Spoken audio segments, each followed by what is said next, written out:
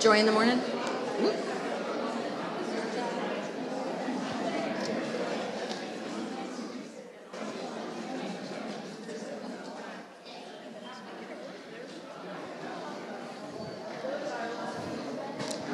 Our gathering tune today is a new tune from the the new virtual hymnal.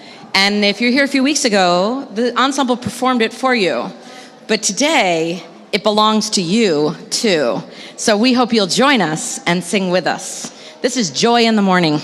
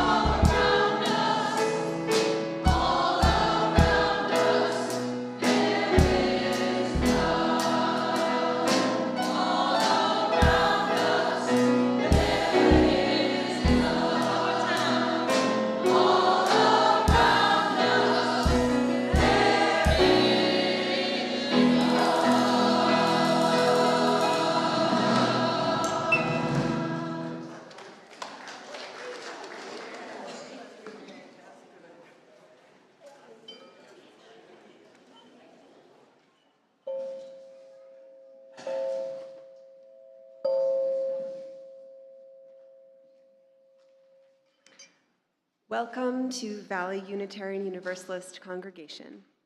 My name is Tara Sowers, she, her, and I will be helping with the service today.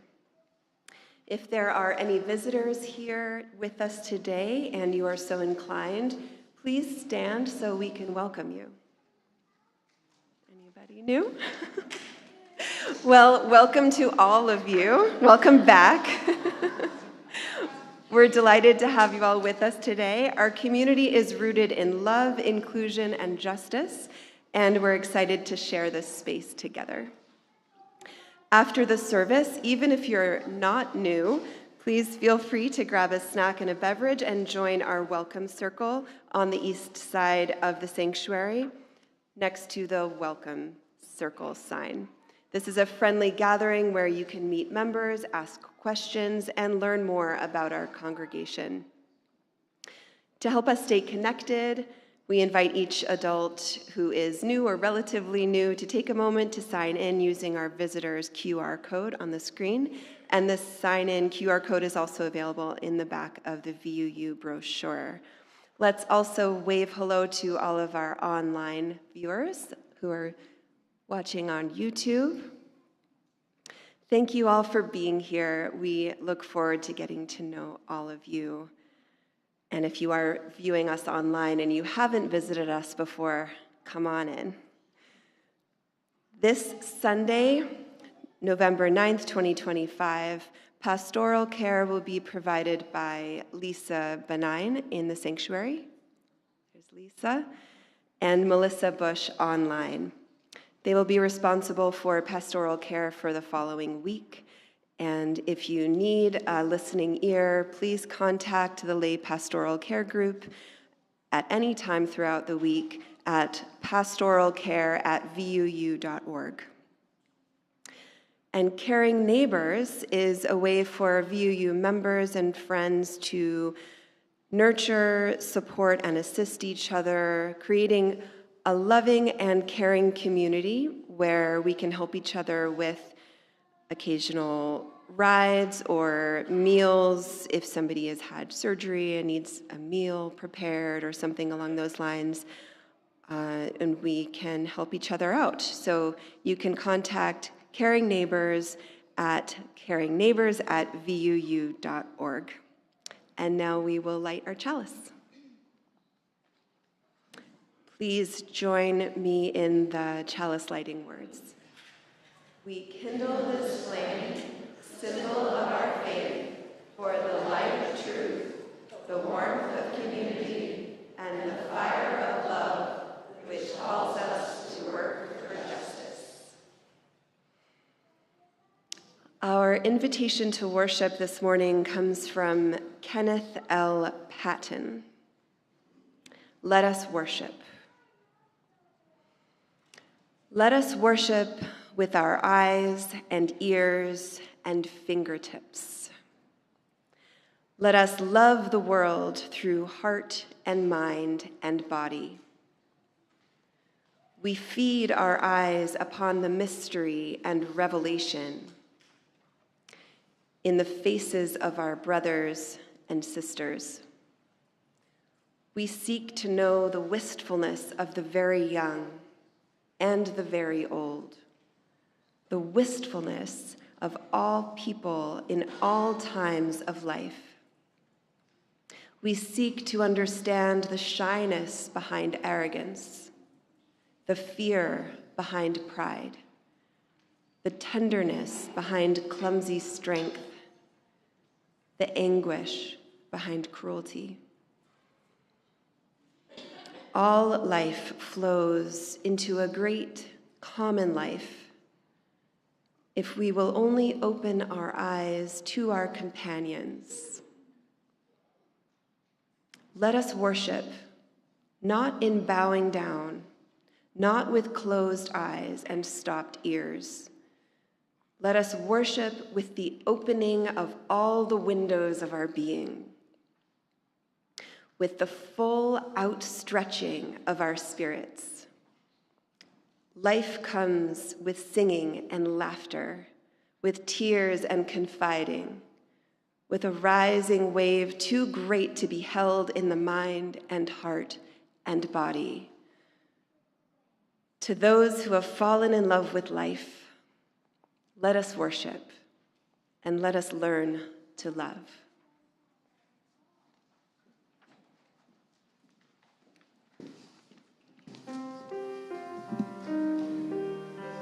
We're all gathered here today. If you know this, it's a 3-part round, and so we'll introduce it to you. You can sing along, and then you can pick which part you'd like to join.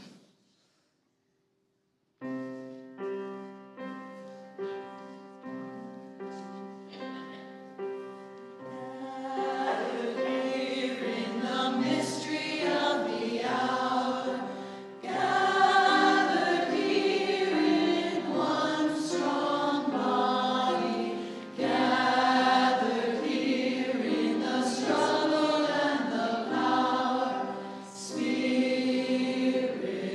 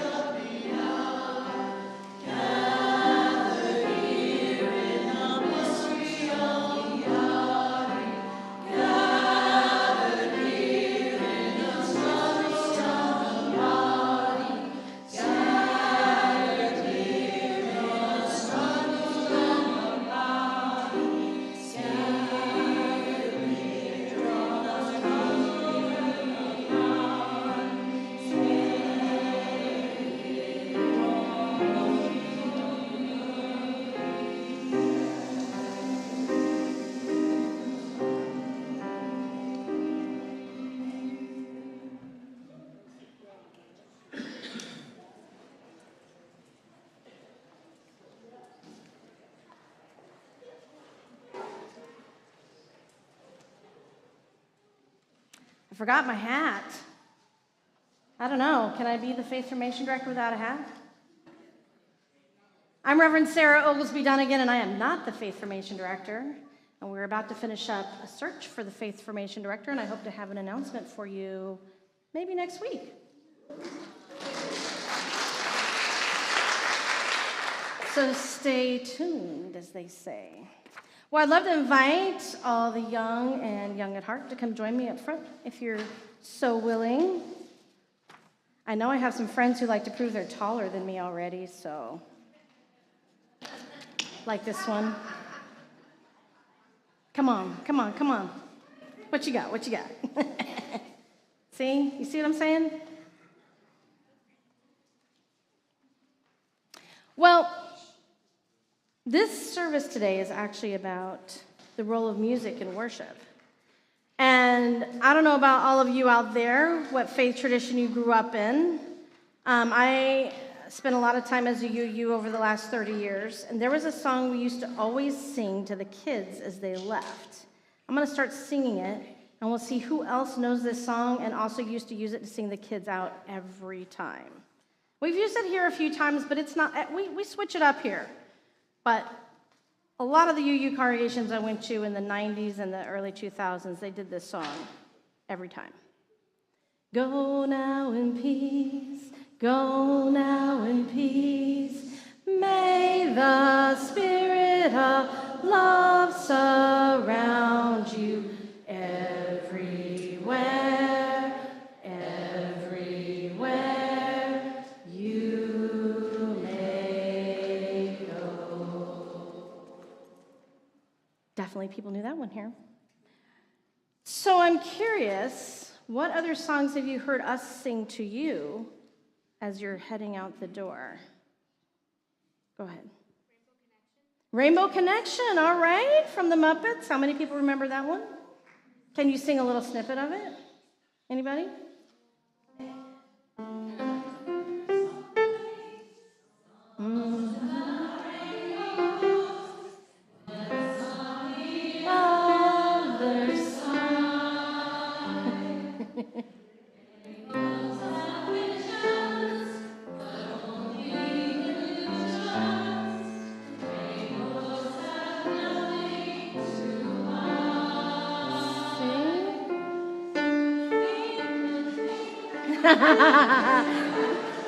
See, sweet. Some of us can sing them even without the words up there.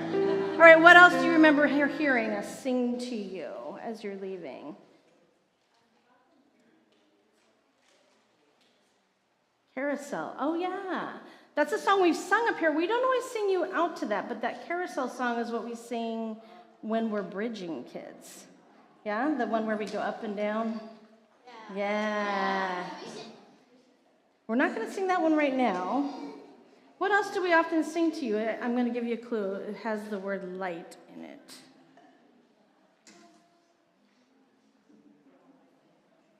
This little light of mine, right? This little light of mine, I'm going to let it shine.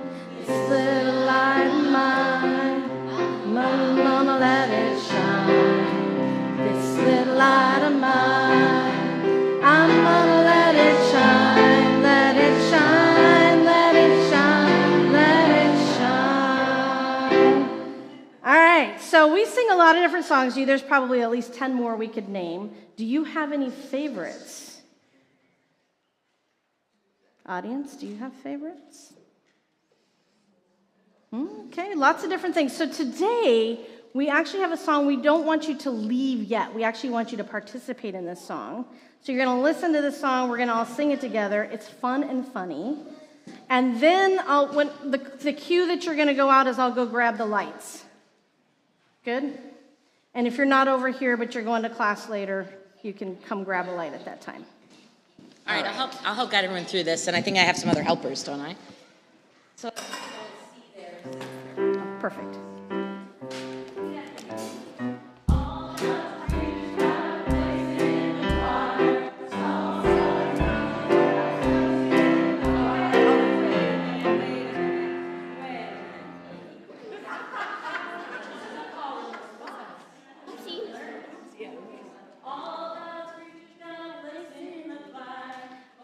God's creatures got a place in the choir.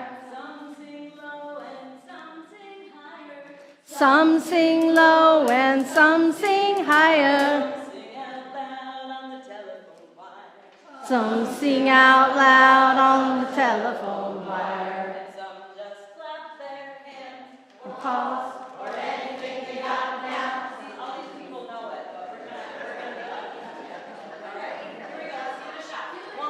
And you don't have to sing the verses. You can just sing the chorus that's up there, and we'll take care of the verses for you. All right? 1 and 2 and.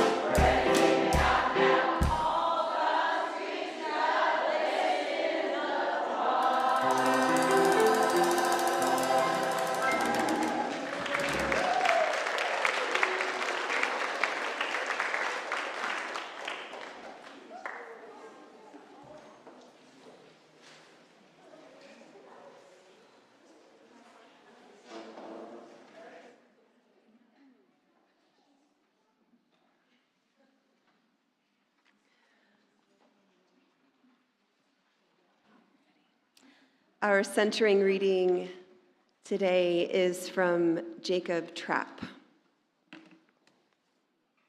Oh, everybody just take a deep breath as our children leave and we have all of that energy in this space.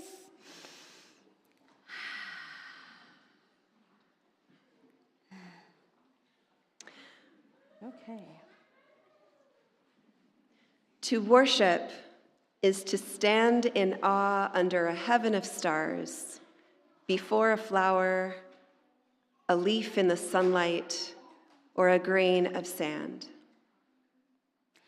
To worship is to be silent, receptive before a tree astir with the wind or the passing shadow of a cloud. To worship is to work with dedication and with skill. It is to pause from work and listen to a strain of music. To worship is to sing with the singing beauty of the earth. It is to listen through a storm to the still small voice within.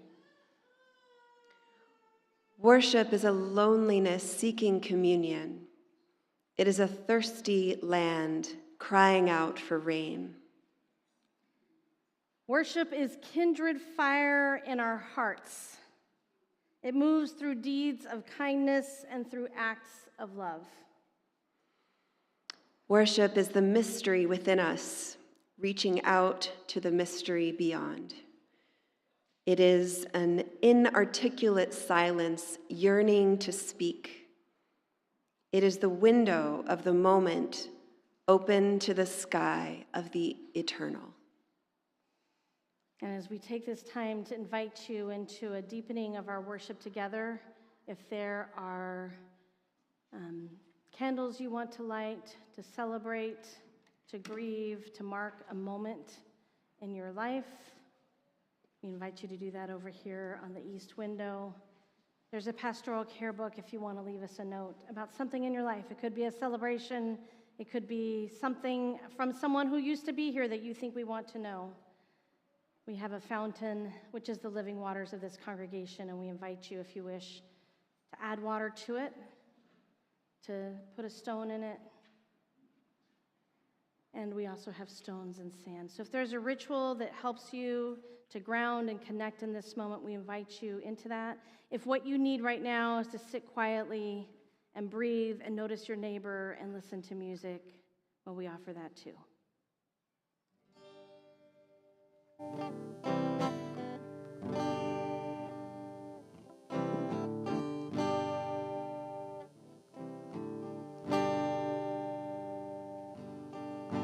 Rows and flows of angel hair and ice cream castles in the air and feather canyons everywhere. I've looked at clouds that way, but now they only block the sun. They rain and snow on everyone. So many things I would have done, but clouds got in my way. I've looked at clouds from both sides now, from up and down, and still somehow it's cloud illusions. I recall I really don't know clouds at all.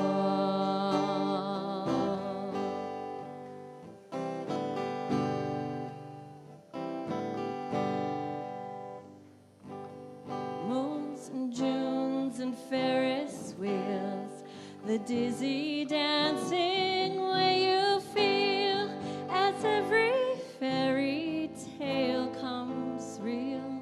I've looked at love that way, but now it's just another show. You leave 'em laughing when you go, and if you care, don't let them know. Don't give yourself away. I've looked at love from both sides now, from give and take, and still somehow it's love's illusions. I recall I really don't know love at all.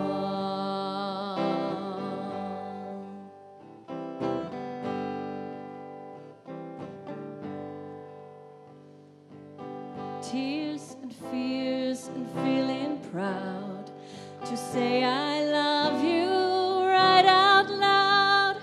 Dreams and schemes and circus crowds, I've looked at life that way, but now old friends are acting strange. They shake their heads, they say I've changed. Well, something's lost something's gained in living every day.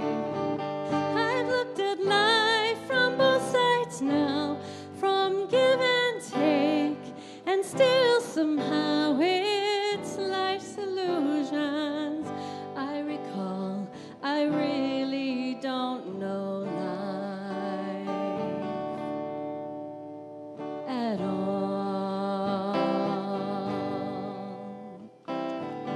I've looked at life from both sides now, from up and down, and still somehow it's life's illusions I recall. I really don't know life at all.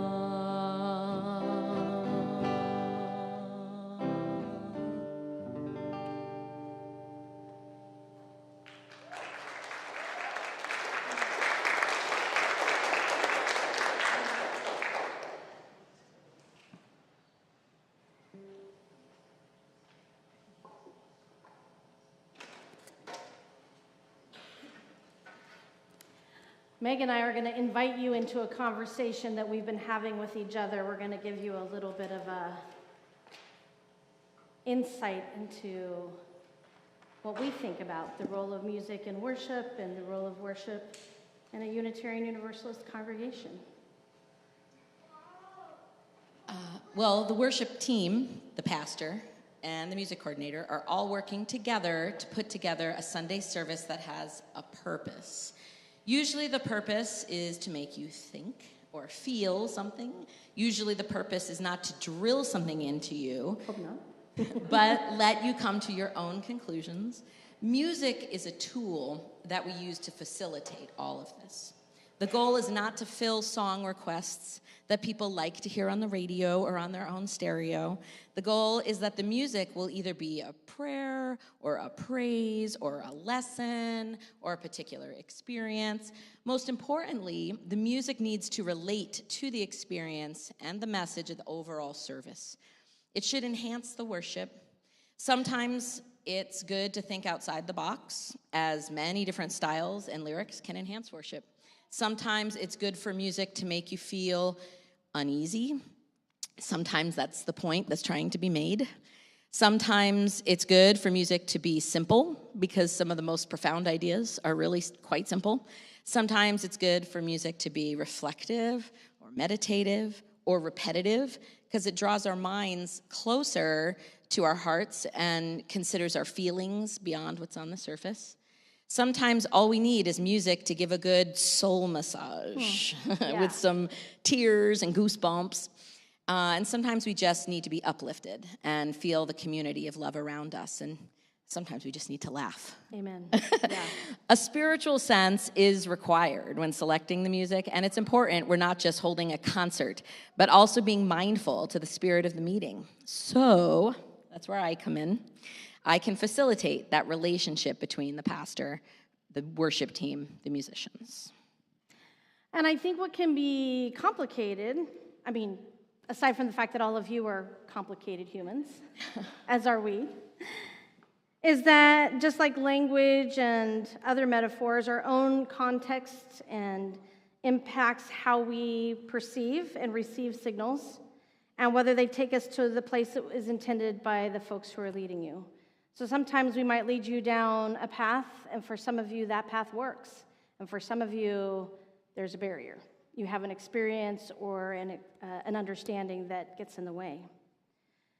Sometimes music can be very connected to a generational experience, some to cultural experiences, and previous religious or familial experiences.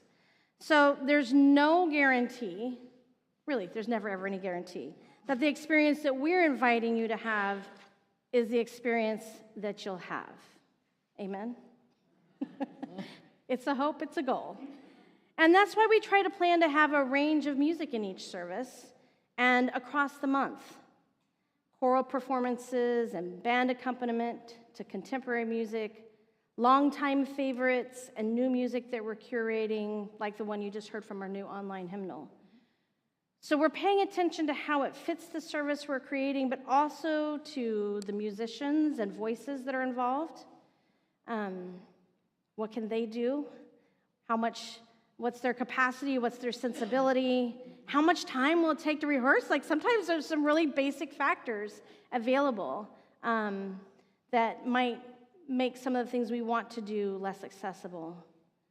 There's other nuances that come up as we, talk about a service and plan together. Yeah, I'm learning there are a lot of nuances here at VUU. Good things. Well, for starters, there are a lot of people with musical skills. Yay! Some have prior music experience, some have untapped potential.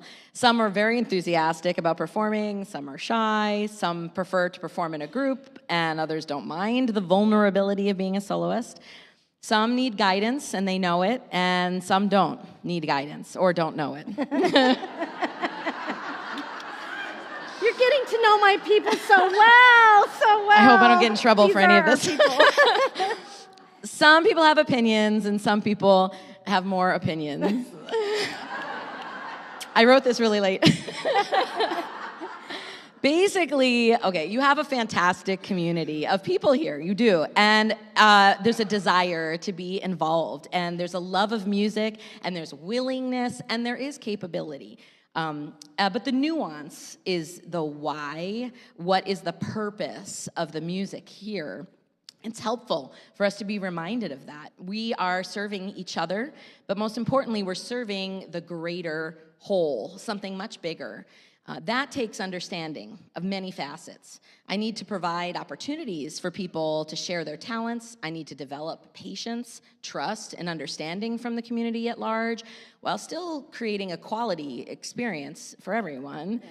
As an artist, using humans is much less consistent than, say, using paint as your medium. It's just a completely different art. Musically, it is an excellent challenge here to utilize and build skills, playing guitar, singing, playing piano. I get to conduct choir and maybe direct some handbells. I get to select pop music, traditional music, and I don't feel stuck in one genre.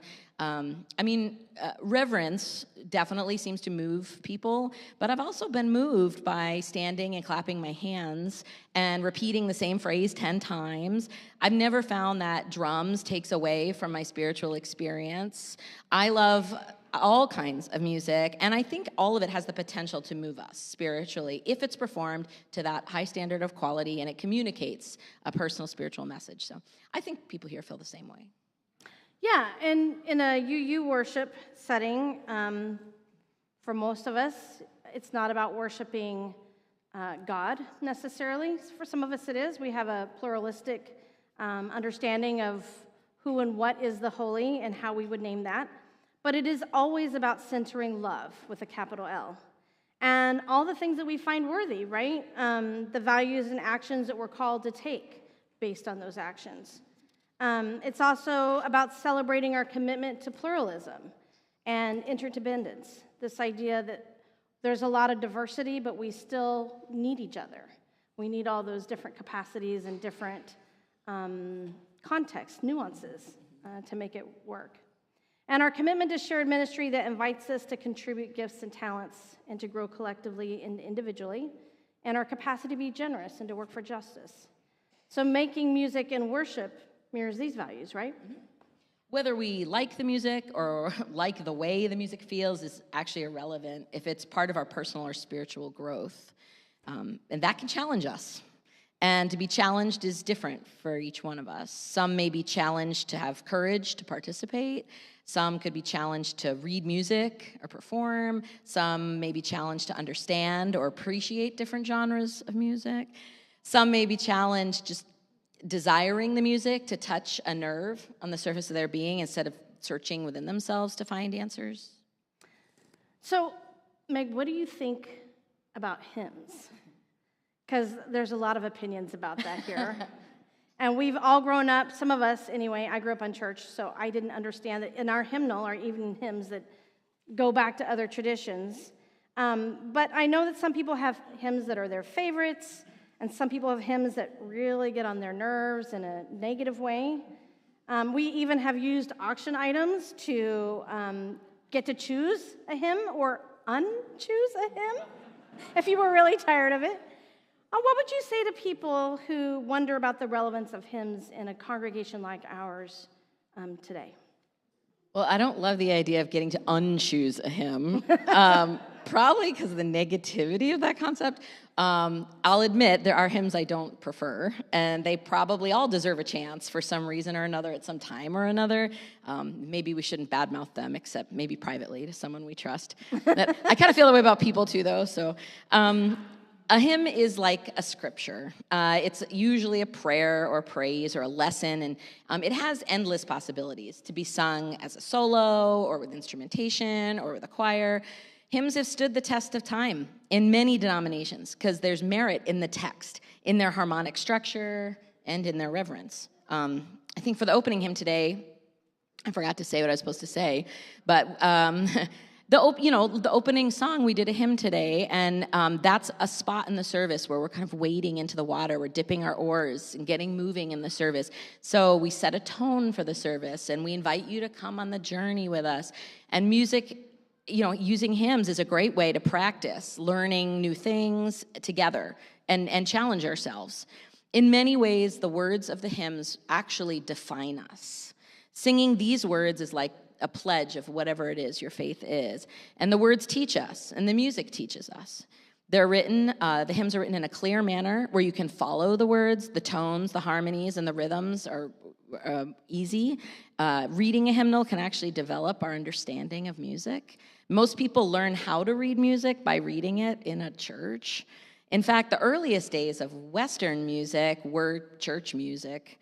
So to this day, most of the singers I've worked with began their music interest and their study by doing it in some kind of church setting. And though many of us view our time here as community and less church, the hymnals we have at VUU do reflect the shared ideas we have here. The songs are evolving constantly. Just last month, we purchased the brand new Sing Out Love virtual hymnal that includes new songs like the one we did for Gathering today. It allows us to change the keys for songs. It contains recordings, lyrics. It can be sorted in different ways by category or event or alphabetical order. It's just another way in which we're encouraged to embrace the hymnal as part of our identity. Yeah, and I would say those songs that kept that test of time are the ones that show up on our hymnal with different kinds of words that match our new understandings. Like we changed all of the God language to have no gender. We either took the God language out or it's ungendered. And that's because in this setting, we understand how gender has impacted people's access in our communities. And so not naming the holy to be one or the other, I personally would be okay with they, them. But we've done a lot of shifting. And sometimes that shifting is taken away from the music and people's experience or nuance. But it's meant to help us hold those core values. And of course, music isn't just about what happens in worship. In a congregation, engaging in performing and leading music is inherently relational. It connects us to other people and gives us opportunity to rehearse together and to experiment together, to try new things and to follow a director. Hopefully we meet new people and deepen our relationships when we build a choir or a band or a bell choir, an ensemble, or even just when we join in congregational singing. So creating a space for a wide range of talents and offering is an important way to create inclusivity and diversity. So it's also okay if you see your role. It's okay, I see some of you who your role is just to listen. Some of us don't like to sing along, and that's okay too. It's okay to be part of the audience and appreciate what's being created around you.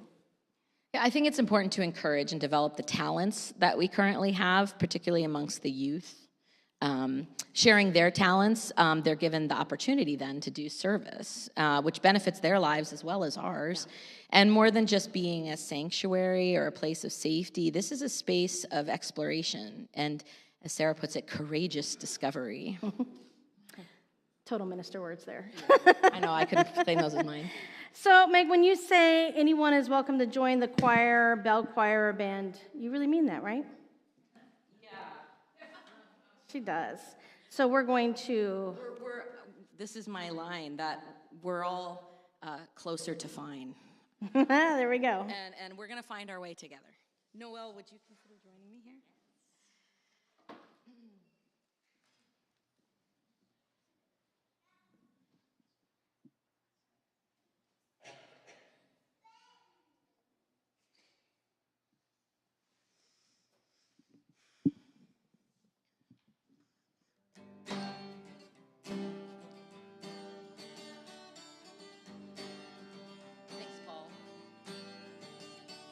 I'm trying to tell you something about my life.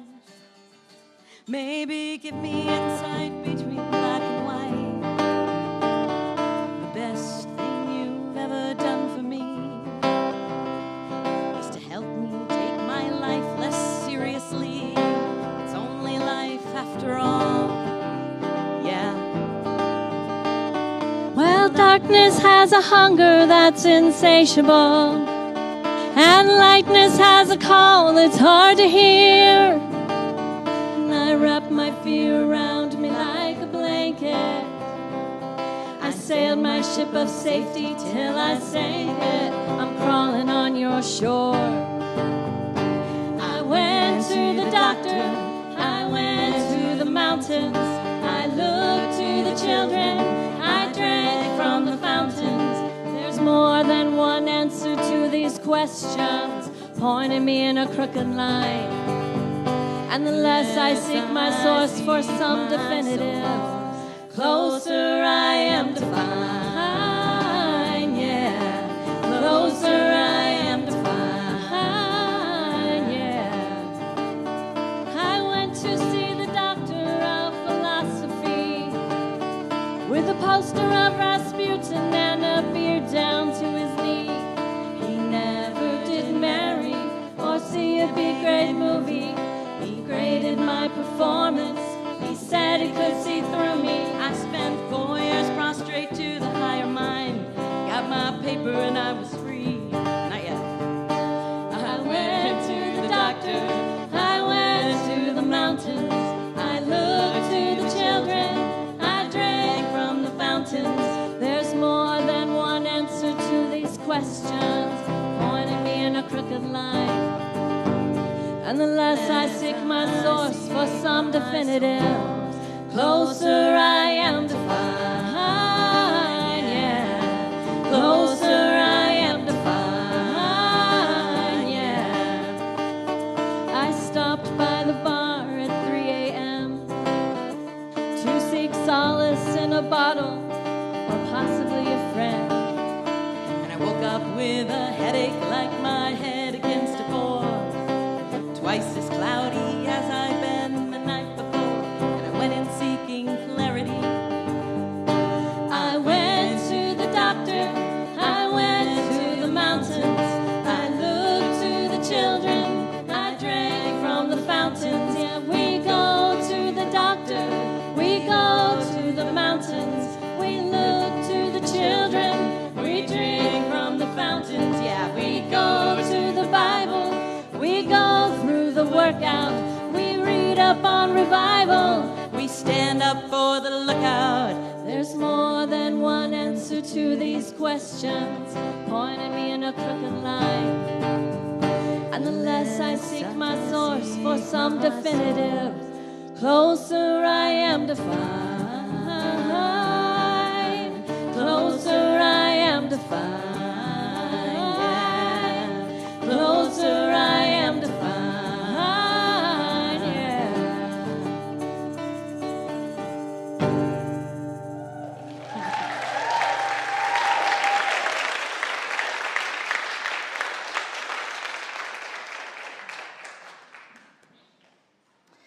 Well, as the song says, we may try to seek solace and understanding and the wisdom of the wise person living at the top of the mountain, or experts with knowledge and training. We may seek answers in the directness of a child's observations or some mystical source of life.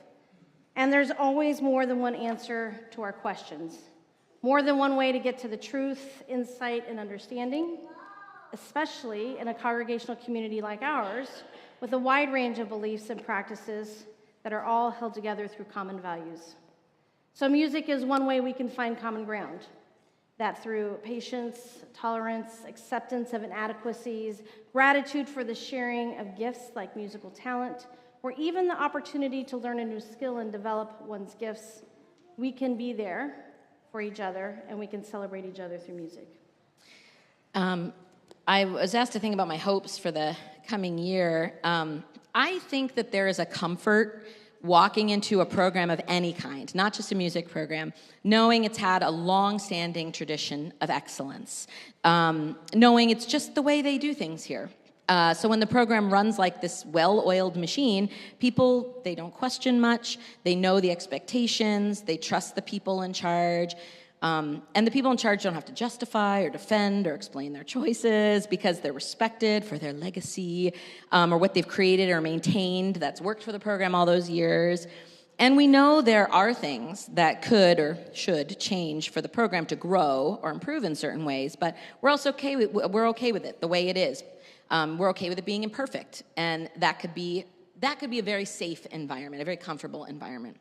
However, when there's been inconsistencies, when there are new people that have come in, change can threaten that security, and there is a fear about losing traditions or losing quality or losing people, and then the establishment seems less secure.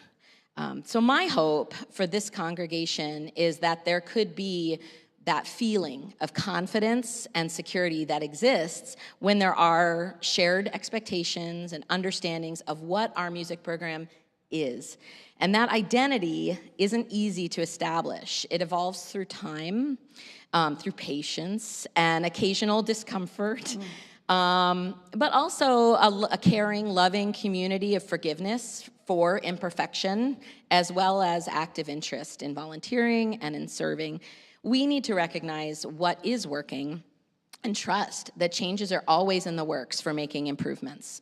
But all in all, we all care about traditions, and we all care about inclusion.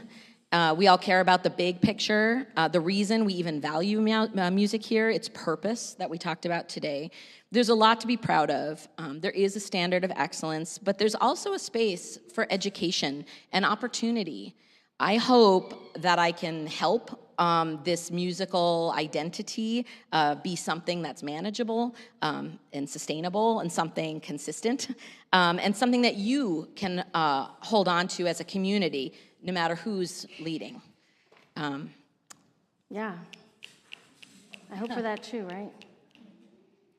I've been in and out of VUU Sunday services over the last 32 years, from large congregations that have over 1,000 members and tons of paid musicians and feels very formal, to small fellowships like my home congregation that's less than 200 members, maybe even less than 100. And like all organizations, each had things that they did well and things that they struggled with. They also had different flavors, a little more Buddhism or Judaism or Christianity or paganism or university professor orientation, perhaps. When we come together, we're seeking meaning and connection, and we're seeking inspiration and healing. I think we all want a sense of belonging. Sometimes I describe us as secular Judaism with a Protestant wrapper, with notes of other traditions that reflect the experiences and lives of the people who are gathered. Or sometimes I also say we're Christian adjacent with pluralistic leanings. And I've also heard us described as open source religion. And I can see how that makes it complicated for us to figure out music, right? Because we're not just this or that. It's also complicated because I think we sometimes are confused about what we mean when we say the word worship in this setting. What are we worshiping? And I believe the answer is that we're worshiping the experience of connection and belonging, a building and sustaining community and making meaning of our lives together, and of our capacity to make a difference for each other and the world around us. So we're worshiping our deepest and universal capacities as humans that are life-giving. And making music is one of those, yeah, one of those capacities. At our best, we create a space that meets our needs and also is open to meet the needs of others and we understand this as interdependence. So I started getting up every Sunday before I became a minister. I never knew I would be one because I felt like I belonged and I cared about the other people that I gathered there with, even when I didn't know them. I had a sense of meeting the holy in each person that gathered with us. And if I could see other people being moved and connecting and listening and even healing, then I knew that was possible for me too. Sometimes the sermon did this, sometimes the music, sometimes it was a story or a reading or a ritual, and sometimes it was just seeing someone else who was there and being recognized by them and being in shared space. Sometimes it was the conversation after service or watching the kids play together, and sometimes, maybe all the time, often anyway, it was all of that. So as your minister, I know that you find and name the holy in different ways. And I know that you have different communities of connection within this one and beyond this one. You come here with different histories and different scars, different expectations and needs. So I want to ask you to take a moment to consider that right now you are surrounded by people whose needs and delights may be very different from yours, including what music is moving to you and why. So I want to invite you to just take a look around you, look at everyone in the room while Linda plays some music to hold us in these thoughts.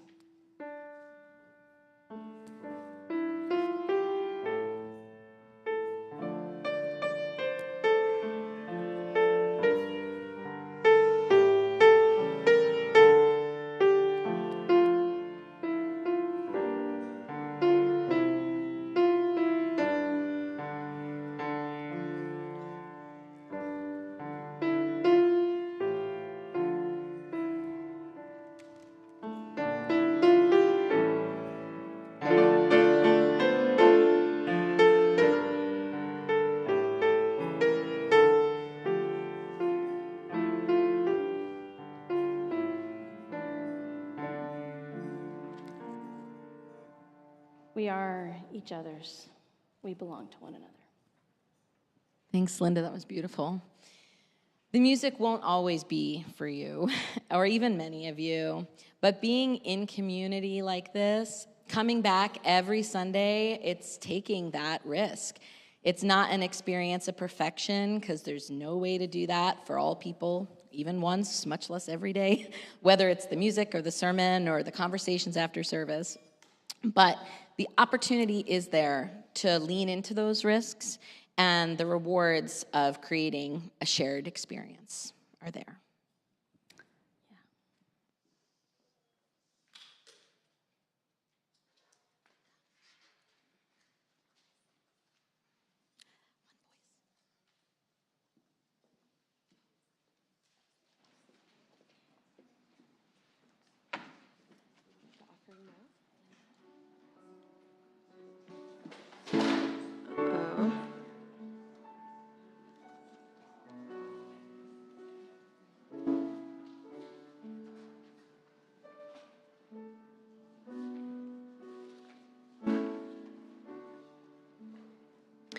So now it's time for our offering.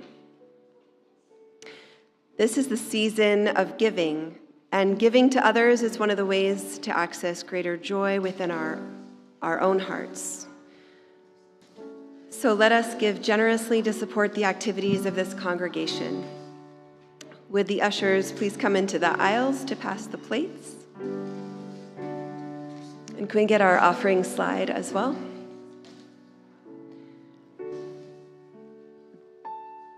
There are many ways that you can give to VUU to show your love and care and appreciation for the work that everyone does here.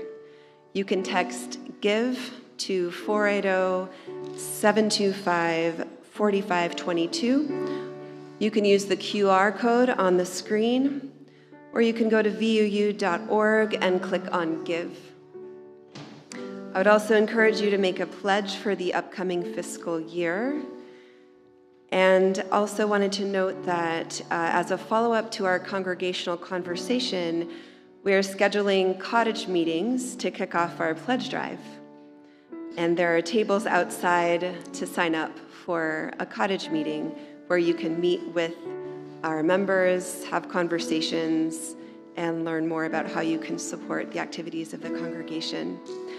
I also wanted to mention that we are having a volunteer fair on November 23rd after the service. So please check out the QR code by the snack table where you can sign up to bring a snack. Thank you so much for your support for our congregation. Thank you for your generosity.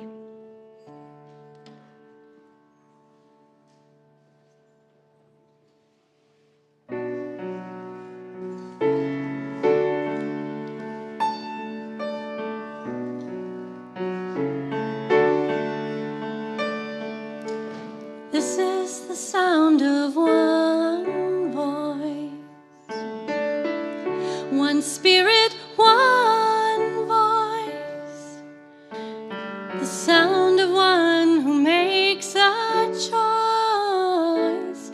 This is the sound of one voice. This is the sound of one voice.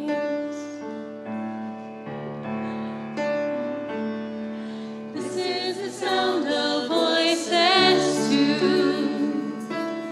The sound of me singing with you, helping each other to make it through. This is the sound of voices too. This is the sound of voices too.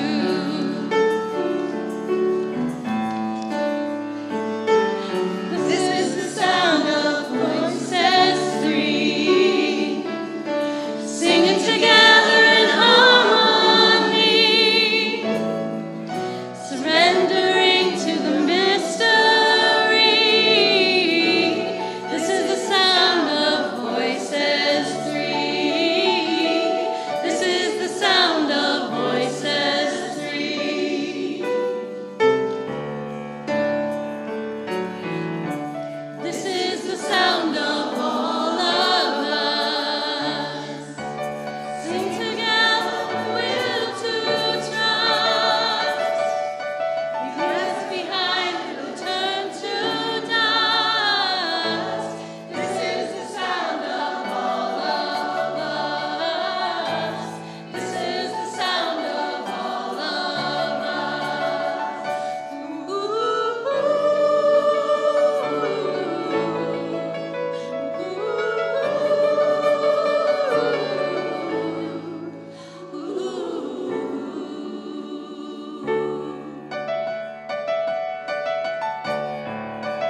This is the sound of one voice, one people, one voice, a song for every one of us. This is the sound of one voice. This is the sound of one voice.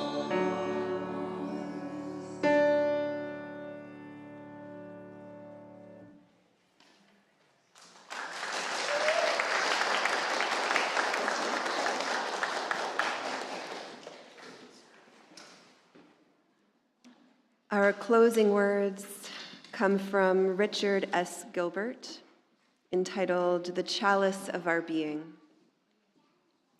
Reverend Gilbert begins with this quote from Dag Hammarskjöld. Says, "Each morning we must hold out the chalice of our being to receive, to carry, and to give back."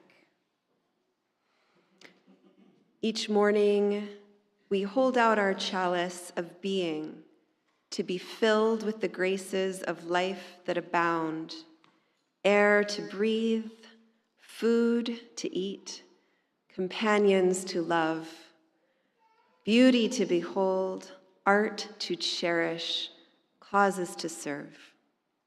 They come in ritual procession, these gifts of life. Whether we deserve them, we cannot know or say, for they are poured out of us. Our task is to hold steady for the chalice of our being. We carry the chalice with us as we go, either meandering aimlessly or with destination in our eye. We share its abundance if we have any sense, reminding others as we remind ourselves of the contents of the chalice we don't deserve. Water from living streams fills it if only we hold it out faithfully. We give back, if we can, something of ourselves, some love, some beauty, some grace, some gift. We give back in gratitude, if we can, something like what is poured into our chalice of being for those who abide with us and will follow. Each morning, we hold out the chalice of our being to receive, to carry, and to give back. Our closing song is another new one because we're all here to learn. So if you are willing and able, please stand. And we have special permission from the composer to share this with you. He's very excited we're doing it today. Is he watching? Oh, maybe. He might be. I'm going to let the verses be sung by Lori, Lil, and Lynn. Lots of L's today.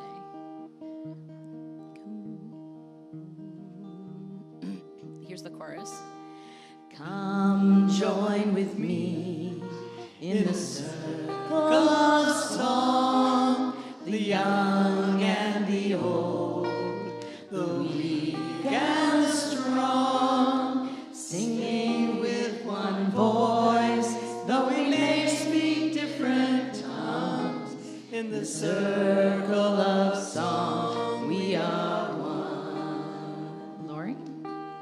Some sing of the past, of battles lost and won. Some sing of their dreams, of a new day in the sun. Some sing out for love, and some sing just for fun. In the circle of life, we are one.